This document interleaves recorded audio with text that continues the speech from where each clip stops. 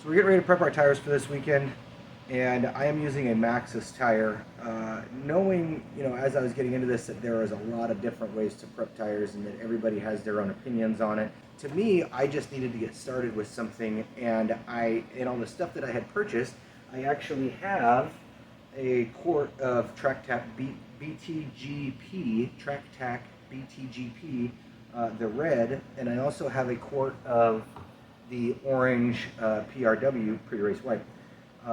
So having this stuff and having her track tack, many times in several different videos that I'd watched or things that I'd researched, I thought, I'm going to call Track Tack and talk to them and get their opinion on what I got going on. So I called up, and the gentleman there, Chris, was more than willing to answer every question I had. We spent some time on the phone. It's quite a bit of time, and he doesn't hesitate to try to help me out and understand why, how much, how often, when and where to put certain things on the tires. And he really helped me out with, starting air pressures, different things to look for, different track surfaces that require different things. So basically what we came down to is having my new Maxxis, these are starting at about 60 to 65 on the durometer. He was telling me to shoot for between 40 and 44, which is a full 20 points softer than where this tire is right now. So I've got to get started on it, right? And he told me that the best option would be to use the BTGP and get aggressive with it. Put it on multiple times a day for at least 3 days before this race, knowing that it takes 48 hours to absorb into the tire. A lot of guys are putting it on and letting it sit for 48 hours, reapply it, let it sit for 48 hours. My plan is today I'm going to put a fresh grind on these. I tried to sand them and I wasn't really happy with the finish, so I'm going to re-sand them. I built this rig in about an hour and a half. Put a little hook on there for my grinder. It's adjustable. I can raise the height of it, and it's going to work out really well. I didn't want to spend a whole bunch of money on a motorized tire machine so that I can go through and start grinding my tires. So I thought I'm just going to whip this thing out. I had an extra hub, and it worked out really well. My wheel is just on a front hub. This is just a 5/8 bolt. I do have some spacers because I wanted to make sure I kept it away from the post. I've got an adjuster here so that I can either raise it or lower it or spin it. I've got this arm which goes to my basically my stand, and it's also adjustable so I can change the height of it. So my plan is to give these a quick grind, put a layer of prep on them this morning. To get started grinding, I am using a flappy disc, a 120 degree flappy disc. I just felt like that was going to give me a good enough grind, but not leave too big of gouges in it. Also, if I spin up, it's not going to chew off a flat spot. I just feel like it's going to give me a good surface to start with. Without having the mechanical, the motor to spin this tire up, I'm going to use the actual spinning of my grinder to increase the speed of the tire, and then the angle of the grinder to increase the friction to sand the surface. Now, if I go too far flat this way, it'll stop the tire and I'll create a flat spot. If I go too much on my side, it's going to accelerate the tire, but it's not really going to grind it. So you just got to kind of use the grinder and whatever position you want it in to get the maximum, the optimal speed versus friction to sand that surface. Accelerate the tire with my hand just to get it spinning so that I don't have to hit the tire with a moving grinder wheel and buff in a flat spot.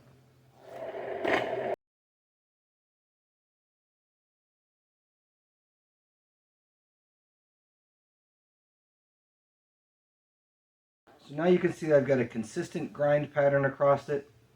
All the little nubs are knocked down. It does have enough of a base, and it's sticky enough to where I've got all those pores opened up enough that when I put my my material on there, when I put my track tack on there, it'll give it something to kind of stick to and seep in.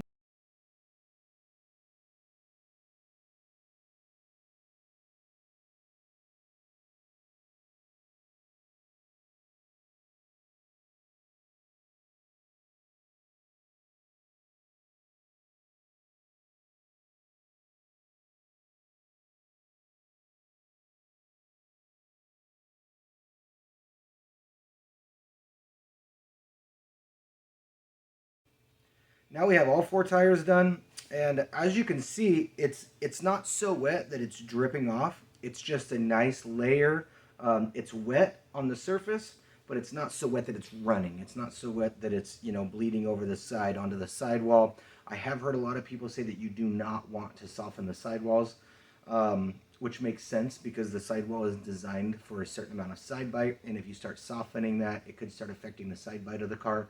So when you do inside prep, you only add enough to where it just gets basically the inside surface of the tread area and not splashed over onto the sidewall. And you also have to keep them rotating. After talking to Chris at Track Tack, he is sending me some kryptonite that we will put inside the tire. We'll put 3 ounces inside of each tire. I asked him, I said, does it make a difference between the right and the left, knowing that the right side tires are so big and the lefts are so much smaller? And he says no, because the left side tires generally are a harder tire and you do want those to be softer. So he puts the same 3 ounces in the larger right side tires as he does the left side. Even the left front, which is the smallest tire, which is this one here, they put that same amount into each one. So we will have that for next time. We do not have that, unfortunately, now. Plus, I don't have any sort of a hot box or a tire roller that will keep those tires rolling so that that can be evenly distributed. So with what we've got now, we're just going to do, like I say, the multiple layers of the red. And yeah, this is just number 1. Check out the graphics. Got her all tuned up. We're just about ready to go racing.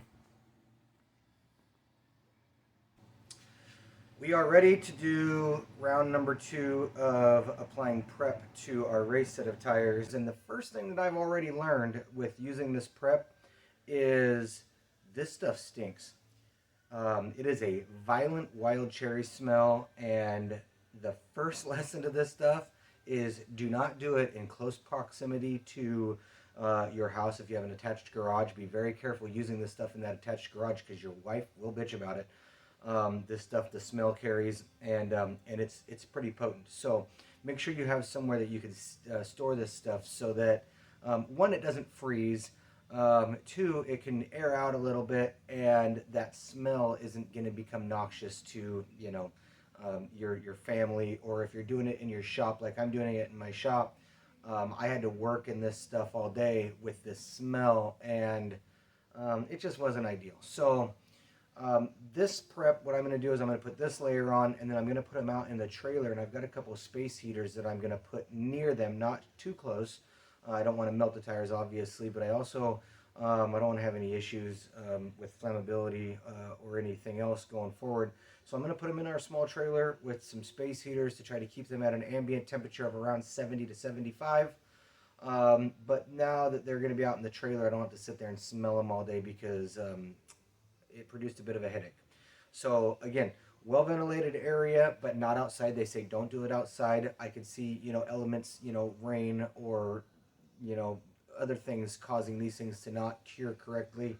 If there's a little bit of a breeze, they may cure differently. If they're cold, they're not going to cure correctly. If they have sun beating on them, they're going to get a hot spot on one side and shade on the other, so they're not going to cure correctly. So being in some place where it's a controlled environment, there's no real breeze, but it's not somewhere where you're going to be working so that it doesn't bug you all day. A couple little tips. Secondly, I'm using this little metal dish. I chose not to use a plastic dish because I don't know how that stuff's going to react with the plastic, if it'll cause any issues. So I'm using this little stainless dish, and I'm only pouring out enough that will get the job done, and I'm not pouring this back into the container. Once you start applying prep, you'll notice that some of the black rubber, this stuff is so aggressive that some of that rubber will get back onto your brush and it will get back into your prep. I don't want to contaminate the prep in my bottle, so I'm not going to pour this back in. So I'm only pouring out enough to get the job done, and any left over I'm just going to call waste, or I'll hold on to till next session. So here we are, ready for round 2.